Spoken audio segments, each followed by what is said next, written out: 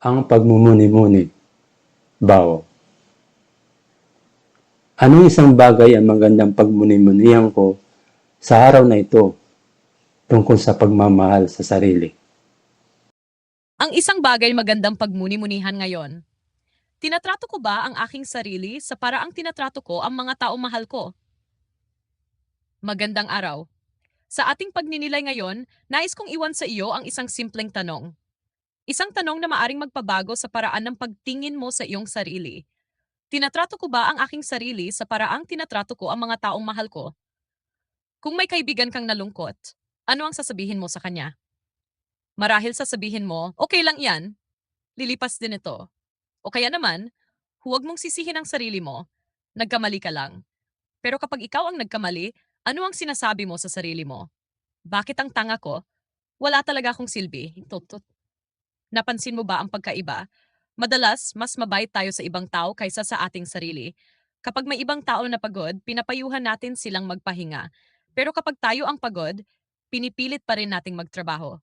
Kapag may ibang tao na umiyak, inuunawa natin sila. Pero kapag tayo ang umiiyak, sinasabihan natin ang ating sarili na mahina tayo. Bakit kaya ganoon? Marahil dahil lumaki tayo naniniwalang ang pagmamahal sa sarili ay pagiging makasarili. Na kapag inuna natin ang ating kapakanan, tila may mali. Ngunit isipin mo ito. Kung ang isang halaman ay hindi nadiligan, paano ito mamumunga? Kung ang isang kandila ay tuluyang maubos ang apoy, paano pa ito magbibigay liwanag?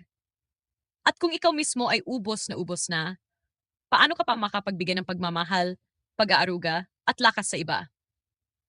Ang pagmamahal sa sarili ay hindi tungkol sa pagiging mahalaga kaysa sa ibang tao. Ito ay tungkol sa pagkilala na ikaw rin ay isang taong nangangailangan ng pag-unawa, pahinga, pagpapatawad at pagmamahal. Hindi ito luho. Pangangailangan ito. May mga tao na buong buhay nilang inaalagaan ang kanilang pamilya, kaibigan at mga katrabaho. Lagi silang handang tumulong. Lagi silang nagbibigay. Ngunit kapag sila ang nangangailangan ng tulong, nahihiya silang humingi. Kapag sila ang napapagod, hindi nila ito inaamin. Kapag sila ang nasasaktan, kinikimkim na lamang nila. Unti-unti silang naubos. Hindi dahil mahina sila, kundi dahil nakalimutan nilang kasama rin sila sa mga taong dapat nilang mahalin. Isa sa pinakamagandang anyo ng pagmamahal sa sarili ay ang pagtanggap na hindi mo kailangang maging perpekto. Hindi mo kailangang laging tama. Hindi mo kailangang mapasaya ang lahat. Hindi mo kailangang patunayan ang iyong halaga araw-araw. Ang halaga mo bilang tao ay hindi nakadepende sa dami ng iyong tagumpay. Hindi ito nasusukat ng laki ng iyong kita. Hindi rin ito nakabase sa dami ng taong pumupuri sa iyo. May halaga ka dahil ikaw ay tao. At sapat na iyon. Kung may mga pagkakamali kang nagawa noon, huwag mong hayaang iyon ang maging buong kuwento ng iyong buhay. Ang nakaraan ay guro, hindi kulungan. Hindi mo mababago ang kahapon. Ngunit may kapangyarihan kang baguhin ang paraan ng pagtingin mo rito. Marahil may mga desisyong pinagsisisihan ka, may mga salitang sana ay hindi mo sinabi, may mga pagkakataong sana ay iba ang pinili mo. Ngunit isipin mo ito, ang taong gumawa ng mga pagkakamaling iyon ay hindi na eksaktong katulad ng taong ikaw ngayon.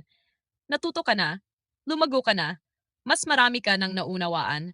Kaya bakit mo papatuloy na pinarurusahan ang sarili mo sa mga bagay na hindi mo na mababago? Ang tunay na pagmamahal sa sarili ay may kasamang pagpapatawad.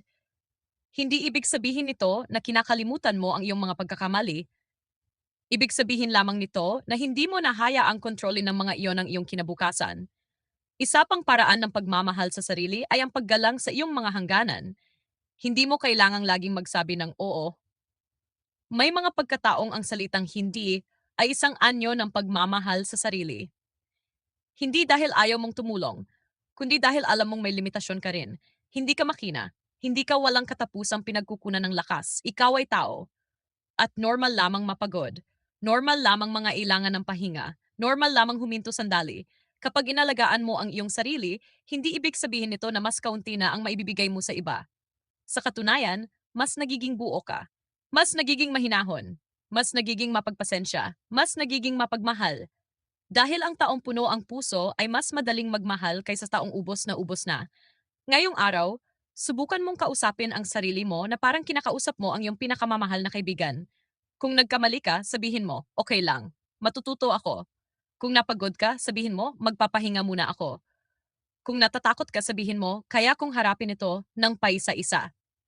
Kung nalulungkot ka, sabihin mo, karapatan kong maramdaman ito. At kung pakiramdam mo ay hindi ka sapat, ipaalala mo sa sarili mo, hindi ko kailangang maging perpekto upang maging karapat-dapat sa pagmamahal. Bago tayo magtapos, balikan natin ang ating tanong. Tinatrato ko ba ang aking sarili sa paraang tinatrato ko ang mga taong mahal ko? Kung ang sagot ay hindi pa, huwag mong sisihin ang iyong sarili. Gawin mo lamang itong paanyaya. Paanyaya upang maging mas maunawain, mas mapagpatawad, mas mapag-aruga. Hindi lamang sa ibang tao, kundi pati na rin sa iyong sarili. Dahil sa huli, ang pagmamahal sa sarili ay hindi pagiging makasarili. Ito ang pundasyon ng isang pusong may kakayahang magmahal ng totoo. Maraming salamat sa pagsama sa pagninilay na ito. Naway sa araw na ito, piliin mong tratuhin ang iyong sarili ng may higit na kabaitan, higit na pag-unawa, at higit na pagmahal. Dahil karapat-dapat ka rin.